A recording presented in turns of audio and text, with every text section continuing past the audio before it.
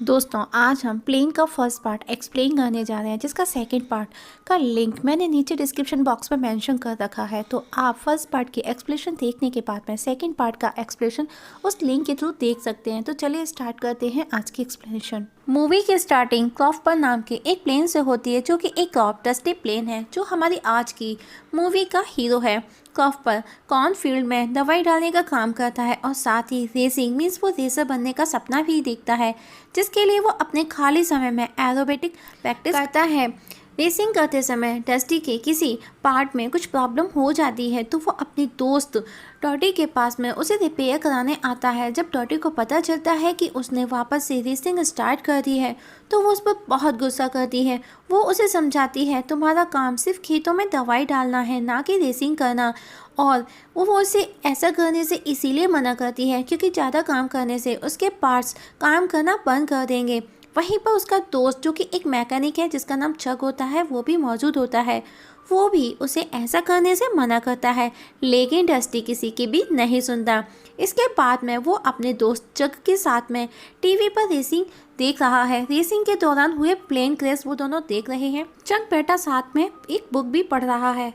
चक उसे कहता है कि बुक में रेस के बारे में कुछ भी नहीं लिखा, हमें किसी और की हेल्प लेनी होगी। तो दोनों मिलकर एक फौजी के पास पहुंचते हैं, जो कि रिटायर्ड है, जिसने अपनी लाइफ में लगभग 50 जहाज मार गिराए थे। उसके स्पार्टन का नाम भी जॉली रेंजर था, जो कि काफ़ी अपने टाइम में फेमस हुआ करता था। वो नेवी के सबसे जाबाज और खतरनाक थे, ऐसे जो सिर्फ मारना जानते थे, जिनका नाम स्कीपर रिले होता है। जैसे ही स्कीपर बाहर आता है, चक डस्टी को छोड़कर उसके पीछे जाकर के छिप जाता है। तो डस्टी स्कीपर को डरते हुए कहता है कि वो wings across the globe race में भाग लेने वाला है, तो क्या आप मुझे ट्रेन करेंगे। स्कीपर गुस्से में गेट बंद करके पहले वहां से चला जाता है। डस्टी वापस से डोर रिंग करता है, तो स्कीपर वापस बाहर आता है, जिस पर डस्टी उसे कहता है, मैंने सुना है आपने 50 जहाज मार गिराए। जिस पर स्कीपर कहता है, तो क्या तुम 51 होना चाहते हो। फौजी उसे ये कह देता है, जाकर के अपना चेकअप कराओ, और वहाँ से चला जाता है। नेक्स्ट डे डस्टी रेस में भाग ले लेता है, जहाँ पर एक रेस होती है, जो कि रिप स्लिंगर एक रेसिंग स्टार है वहाँ पर, जिसे हरा तूफान भी कहा जाता है, और वो डायरेक्टली फाइनल रेस में ही जाता है। और अब एक रेस होती है जिसमें से 5 ही क्वालिफाई किए जाएंगे विंग्स रेस के लिए। और रेस स्टार्ट होती है 1 बाय 1, सबका नंबर आता है, और अब डस्टी का नंबर आता है, और सब उसका मजाक बनाते हैं, उसे दवाई छिड़कू कह करके छुड़ाते हैं। और जब वो रेस करता है तो रैंकिंग में वो 6 पोजीशन पर आता है, मतलब वो रेस के लिए क्वालिफाई नहीं हुआ था। तभी एक प्लेन आकर उसका हौसला बढ़ाता है, लेकिन डस्टी, जो कि उदास और निराश है, वो वापस अपने उसी काम में दवाई छिड़कने में लग जाता है। नेक्स्ट डे ग्लो विंग से कोई आता है और वो चक से डस्टी का पूछता है। तभी वहाँ डस्टी भी आ जाता है। वो बोलता है कि हाँ बोलिए, मैं ही हूँ डस्टी। जिस पर वो बंदा बताता है कि जो रेसर 5th पोजीशन में आया था, उसने इलीगल फ्यूल का यूज़ किया था, जिसे अब उसी की जगह से डिस्क्वालीफाई कर दिया गया है, और अब उसकी जगह 6 पोजीशन पर आए क्रॉफहॉपर को दिया जाएगा। ये सुन वो दोनों बहुत खुश होते हैं, और उसके और साथी वहां आ जाते हैं और सब खुशी मनाते हैं। इसके बाद स्कीपर उसके पास आता है और उसे रेस करने से मना करता है, क्योंकि उसका मानना है कि वो वीक है। रेस के अकॉर्डिंग वो उसे कहता है कि तुम अभी बच्चे हो, तुम बस दवाई छिड़को, रेसिंग भूल जाओ। जिस पर डस्टी उसे कहता है, जाने दीजिए, आप मेरी बात नहीं समझ पाएंगे। और आप स्कीपर उसे सुबह 5 बजे मिलने का बोल चला जाता है, मतलब वो डस्टी को अब ट्रेनिंग देगा। और नेक्स्ट डे ट्रेनिंग के दौरान स्कीपर को पता चलता है कि डस्टी को ऊंचाई से डर लगता है।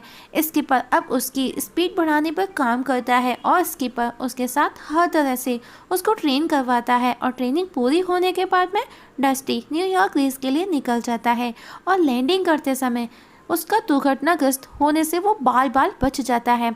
और एयरपोर्ट पर वो पूछ कर सभी रेसर्स के पास पहुंचता है, और वहां पर बुलडॉग रेसर को देख वो बहुत खुश होता है। और अब रिप स्लिंगर के पास में वो जाता है, जो कि उसको वो छिड़को कह करके छुड़ाता है। तभी वहाँ पर चुपकाबरा नाम का एक मैक्सिकन रेसर प्लेन आता है, और उन दोनों के बीच में वहाँ पर दोस्ती भी हो जाती है, और दोनों ही आज पहली बार रेस में आए थे। अब next day wings globe race को रिपोर्टर कॉलिन कवर करता है। वो बताता है कि आज असली चुनौती रिप स्प्लिंगर को हराने की है, जो कि लगातार 4थी बार चैंपियन बनने की कोशिश में है। इस विंग्स ग्लोब के। वहीं डस्टी के दोस्त भी टीवी पर देख रहे हैं और मैदान में अब सभी रेसर्स प्लेन एंट्री करते हैं। स्टेडियम को देख डस्टी थोड़ा सा हैरान रह जाता है क्योंकि आज वो पहली बार स्टेडियम में रेस के लिए उतरा है। हर किसी के मुंह पर रिप स्प्लिंगर का नाम होता है। तभी वहाँ रोशेल नाम की एक फ्रांसीसी कनाडाई रेसर की एंट्री होती है, जिसे देख डस्टी और चुपकापरा आपस में बातें करने लगते हैं और अब रेस स्टार्ट होती है, जो कि न्यूयॉर्क से आइसलैंड तक की थी। अब टॉप ऊपर मीन्स डस्टी को डर लगता है तो वो नीचे से उड़ान भरता है क्योंकि वो ऊंचाई से डरता था। बाकी सभी ऊंची उड़ान भरते हैं और डस्टी सबसे पीछे रह जाता है, लेकिन आखिर में वो उन सभी रेसर्स के पास ठंड से ठिठुरता हुआ पहुंचता है। उसे देख सब लोग उसका मजाक बनाते हैं। वहीं चुपकापरा रोशेल से बात करता है, लेकिन वो उसमें बिल्कुल भी इंटरेस्टेड नहीं है। तभी चक का कॉल आता है और डस्टी से उसका एक्सपीरियंस पूछता है कि उसे कैसा लग रहा है। डस्टी कहता है बहुत अच्छा, लेकिन बस एक आइस चट्टान से टकराते टकराते बचा हूँ। तो स्किपर उसे और ज़्यादा स्पीड से चलने का बोलता है। और अब नेक्स्ट रेस स्टार्ट होती है आइसलैंड टू जर्मनी। इस बार क्रॉपर पर डस्टी हिम्मत कर आगे बढ़ जाता है और उनमें से एक रेसर प्लेन में कुछ गड़बड़ हो जाती है और उसे कुछ भी दिखाई नहीं देता और वो गिरने लगता है। उसे गिरता देख डस्टी उसे बचाने उसके पास आ जाता है और उसे रास्ता दिखाकर सेफली रेसिंग जोन तक पहुंचाता है, लेकिन उसे बचाने के चक्कर में डस्टी पीछे रह जाता है। जो कि वह बुलडॉग रेसर प्लेन था, वो डस्टी को थैंक्स कहता है। तभी वहाँ पर रिप स्प्लिंगर आता है और डस्टी को कहता है तुम दिल के बहुत अच्छे हो, लेकिन अच्छे लोग आगे नहीं बढ़ पाते। और अब सभी रेसर्स पार्टी करते हैं। तभी चुपकापरा डस्टी के पास आकर बताता है कि रोसेल ने उसका प्रपोजल रिजेक्ट कर दिया है। डस्टी जो कि ऑलरेडी दुखी होता है, वो बोलता है कोई बात नहीं, ऐसा होता रहता है लाइफ में। तभी वहाँ एक फ्रांसीसी कार आती है। वो एक हवाई कार है और वो डस्टी का खुद को फ़ैन बताता है, जिस पर डस्टी कहता है मेरे भी फैंस हैं, जो कि एक हवाई कार थी। वो उसे बताता है कि अगर वो अपने पाइप्स और टैंक निकाल दे तो उसकी स्पीड बढ़ जाएगी। क्यों आप ये फालतू वजन लेकर के घूम रहे हो, इससे आपकी स्पीड स्लो होती है। और नेक्स्ट डे डस्टी ऐसा ही करता है और अब थर्ड रेस स्टार्ट होती है, जो कि जर्मनी टू इंडिया थी। और अब हर टीवी चैनल पर डस्टी क्रॉफर पर कोई चर्चा हो रही है कि दवाई छिड़कू प्यार छिड़क कर सबका दिल जीत रहा है। और अब डस्टी पोजीशन पर बढ़ रहा था, वो 8 पर आ चुका था। वहीं हरा तूफान उससे चलता है कि वो एक गांव से आया बंदा उसका इतिहास बनने से नहीं रोक सकता। वहीं इंटरव्यू में डस्टी हरा तूफान को ही अपना आइडियल बताता है। ये सुन हरा तूफान थोड़ा सा अपसेट हो जाता है। नेक्स्ट डे डस्टी को उसके दोस्त का कॉल आता है और स्किपर उसे बताता है कि उसे अगली उड़ान में क्या करना है। वहीं चुपकापरा रोशेल के साथ में फ्लर्ट करने में लगा है, लेकिन रोशेल उसे खास नहीं डालती। तभी वहाँ डस्टी के पास में ईशानी, जो कि एक इंडियन रेसर प्लेन है, वहाँ आती है और उसे बधाई देती है और वो उसे ताजमहल दिखाने ले जाती है और दोनों इस समय गुड टाइम स्पेंड करती हैं। इस समय ईशानी उसे सलाह देती है कि कल वो रेस के दौरान रेलवे के टनल से आसानी से गुजर सकता है और वो जल्दी से दूरी भी कवर कर लेगा, जो कि बहुत ही खतरनाक रास्ता होता है। और डस्टी नेक्स्ट रेस में टनल से होकर के गुजरता है, जहां पर उसका एक ट्रेन से एक्सीडेंट होते होते बाल बाल बच जाता है।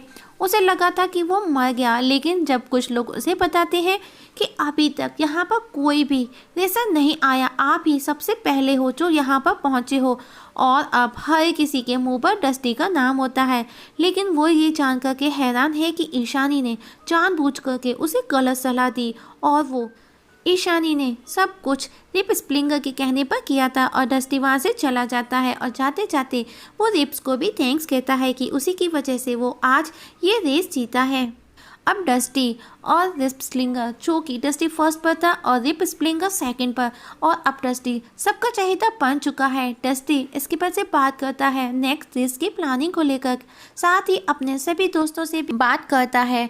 वहीं चुपकापरा रोशेल को पटाने में लगा हुआ है, तो डस्टी उसे बताता है कि कैसे इम्प्रेस करना है। और इस बार रोशेल का दिल पिघल जाता है और सभी रेसर्स नेपाल से चाइना के लिए निकल चुके होते हैं। वहीं रिप स्प्लिंगर अपने दो चमचों के साथ मिलकर प्लान करता है डस्टी को रोकने का और अब 6 days China to Mexico start होती है। रास्ते में हारा तूफान के चमचे डस्टी का एंटीना तोड़ देते हैं, जिसकी वजह से वो रास्ता भटक जाता है। तभी वो देखता है कि उसका पेट्रोल भी खत्म होने वाला है।